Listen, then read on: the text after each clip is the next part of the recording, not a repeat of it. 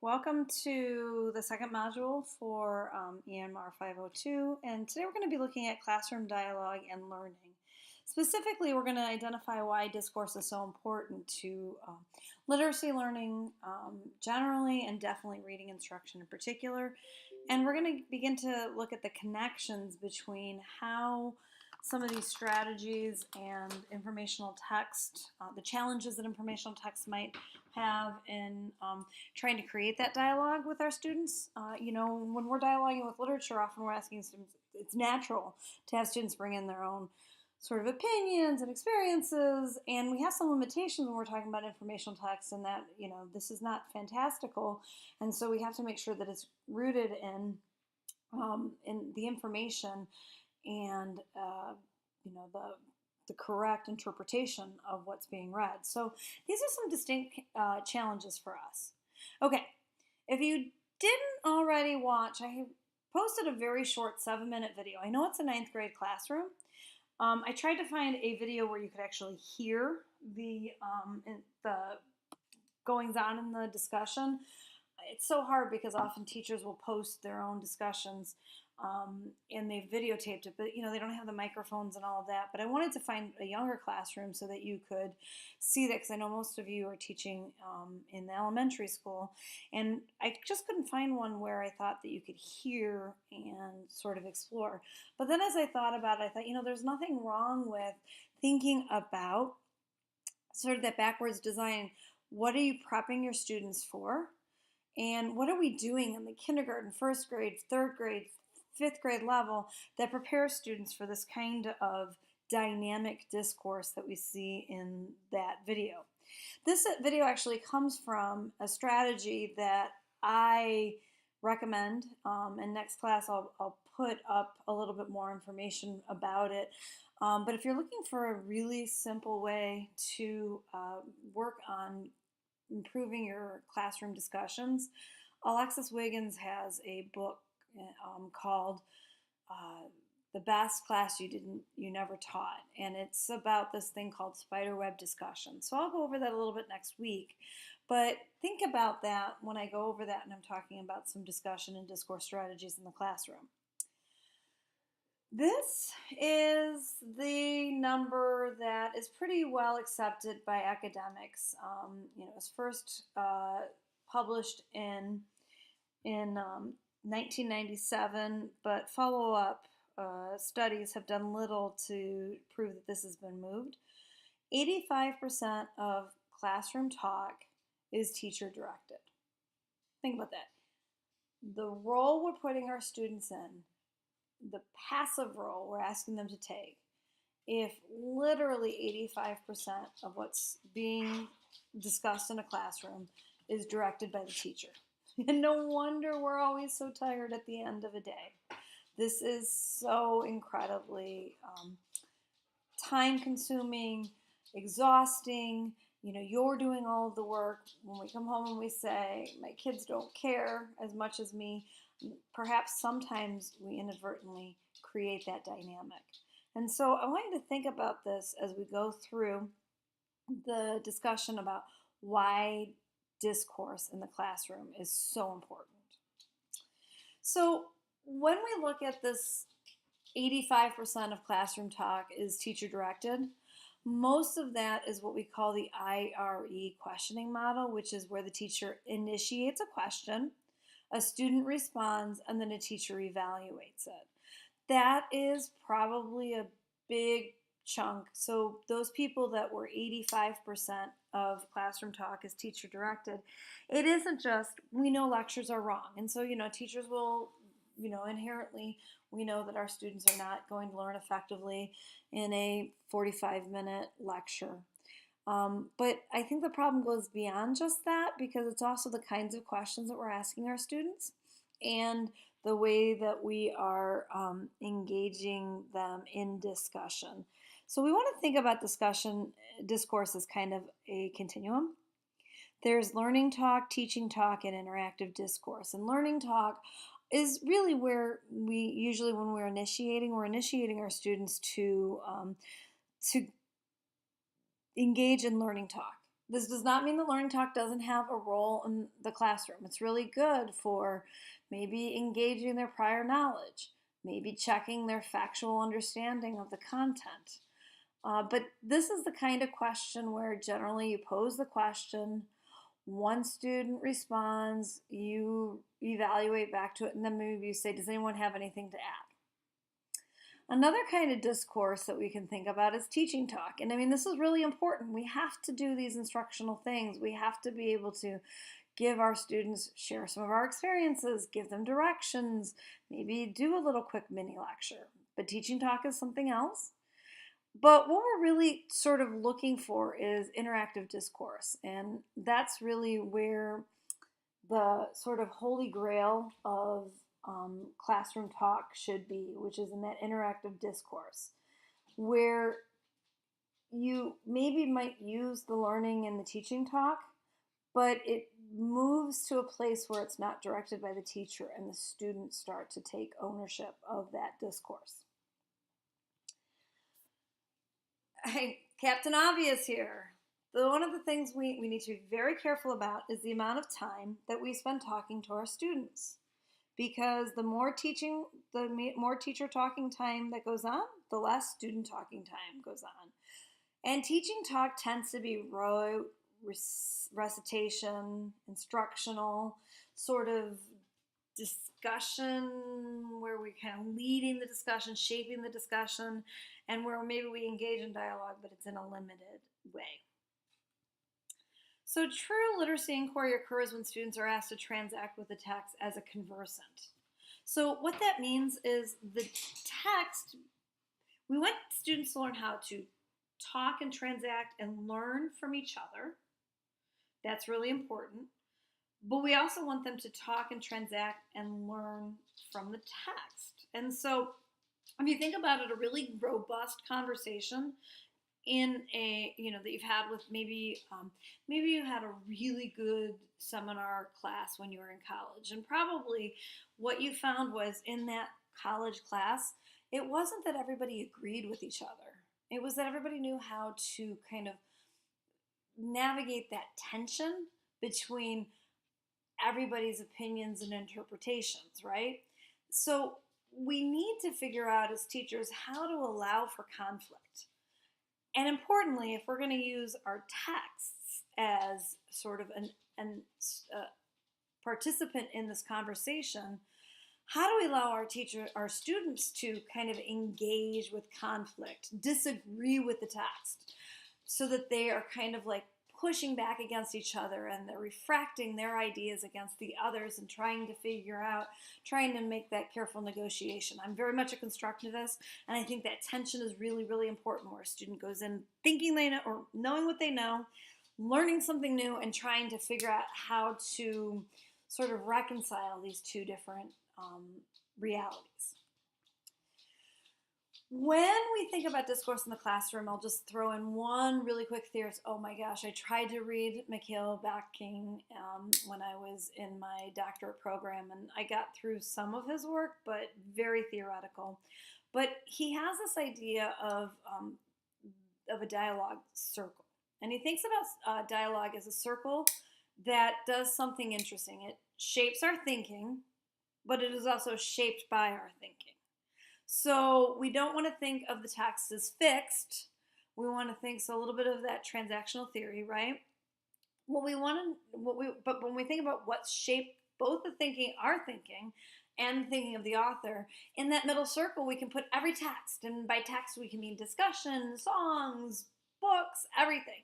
Every text is in the middle of that circle there, and every text has shaped our thought, but also been shaped by the thoughts of others, including other texts. So it's this really complex idea. And so I just want you to think about this idea of text both shaping our thought and being shaped by our thought. So we have to be careful, because if Bakhtin is right, one of the reasons why we have to be so careful about the kind of classroom talk that is occurring in our classroom is that the quality of learning is going to be limited to the quality of student talk, because that talk shapes thinking. and you can't learn without thinking, right? And so these are really important ideas. And so what Bot King does is sort of really put this idea of the importance of dialogue as center in the classroom. So that leaves teachers teaching on doing kind of this tightrope walk, if you will. You have to consider, if the students are going to converse with the text, they really do need to know something about what the authorial intent is, right? But we don't want them to worry so much about the authorial intent that we don't allow them to bring their own thinking to the text. So it's this like constant navigation, it's this constant challenge in the classroom of how do I engage in dialogue, but yet also make sure that the students are getting the content in order to engage with that content.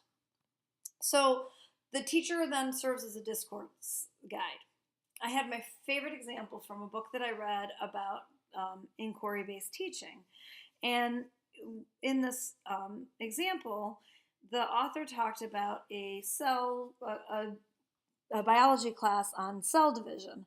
And, they had some essential questions that were like, what are the properties necessary for cell division, or these like essential questions that were rooted in the content.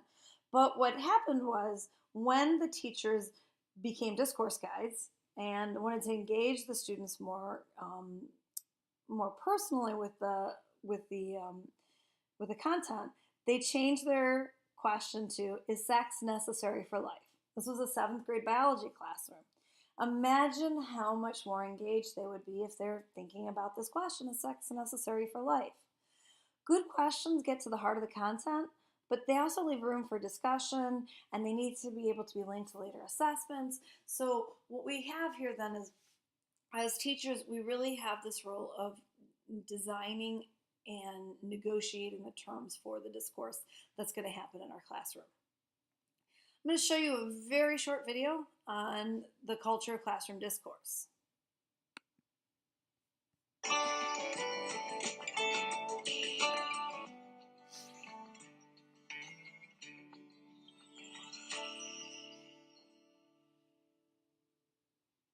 There's a culture of public discourse in classrooms in which this stuff really gets results. And children have 2 responsibilities. They have to speak up so people can hear you, and they have to listen and expect to be listened to. How many students in our classes, when they say something, it's me, teacher, teacher, student, teacher, student, teacher, student. That's the dynamics of most classroom discourse. Teacher, student, teacher, student, teacher, student. And when it's teacher, student, and if it's teacher, student, teacher, student, sleepy time for everybody else, because it's this. There's no expectation that anybody's going to have anything to say about it. This business of the idea of these fractals, or the idea of a hologram where whatever's going on with adults is also going on with children. Most of us are not great listeners. Some people are born great listeners, but most of us have to learn how to listen well. And most staff meetings, most grade level meetings, somebody dominates, somebody shuts down, you've got all kinds of stuff going on. Attending to these things and giving each other tools to work with can launch the conversation. This is a kind of a playful tool. It allows us to own our stuff, And it also works with kids. I've worked with kids as young as 2nd grade. I've had to change the language a little bit when I work with kids that young. But all the way through high school, adults, coaches, teachers, whatever. Tools like this can launch the conversation to get us to agree to certain norms or to rethink how we're actually talking to each other. What we were working on was getting kids to hear each other, to start to attend to each other. You can hear how hard that is. You can see how hard that is because they're not used to expecting to have to pay attention to what another student says. The idea that you have to repeat something and repeat it and repeat it, most people think that's insane. I don't have time to do that. If you don't do that, your kids are not learning. You're getting through the curriculum, but you don't have any real evidence of learning. What happens in most classrooms is once a kid gives the right answer, we move on. We don't know why they gave the right answer. We don't know if everybody else has the same thinking or agrees with the answer or not, but we We heard what we wanted to hear, so move on. That's what teaching is most of the time. My advice, slow down. Slow down. And find out who heard what. So the basic beginning moves, if you want to work teachers to begin to work on this, if they're convinced that talk is important and frustrated because they can't get it going, then here's what you do. The first thing a teacher needs to learn to do is, no matter what a kid says when you ask a question, you ask them further questions like, why do you think that? Or tell me how you got that? Or say more about that. Any phrase that will get the kid to tell you what they're thinking, whether the answer is right or wrong.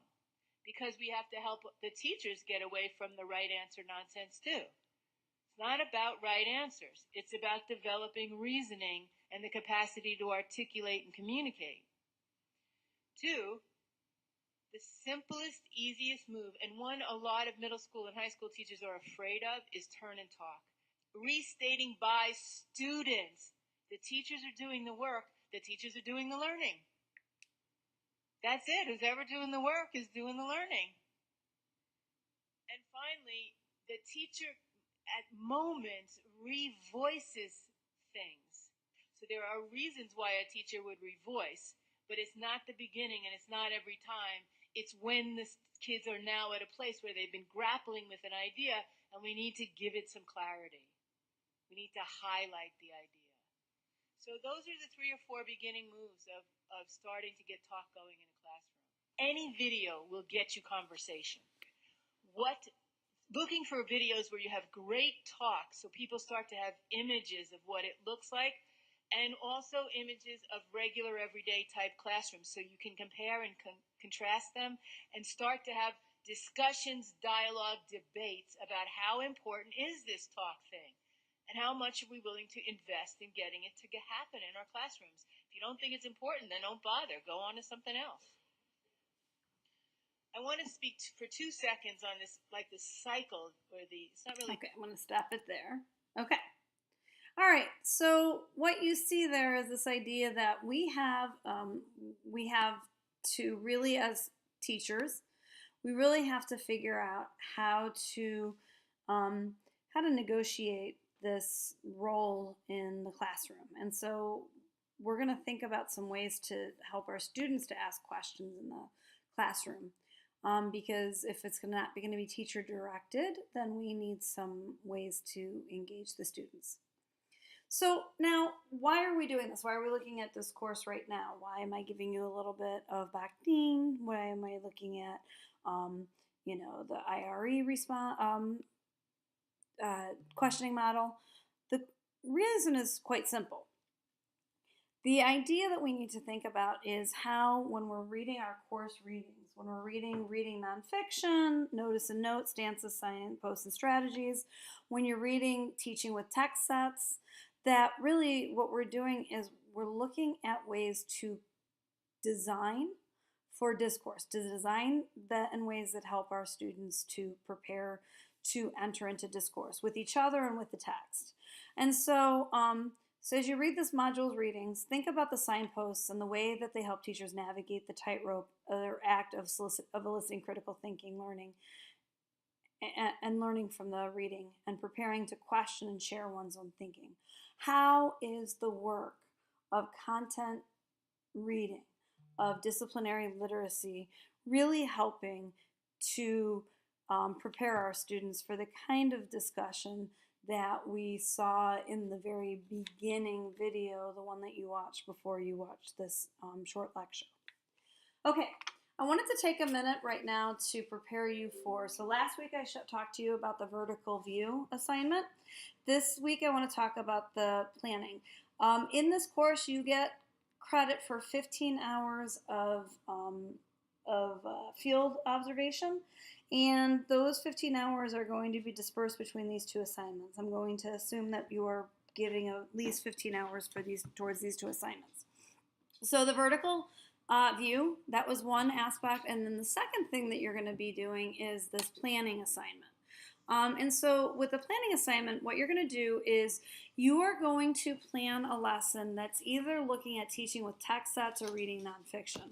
If you know that you're going to want to do text sets, that is such a simple book to read. You could literally read that in one evening. And so I would read it before it's assigned to you in the coursework, because we only have the 7-week class. Everything is condensed.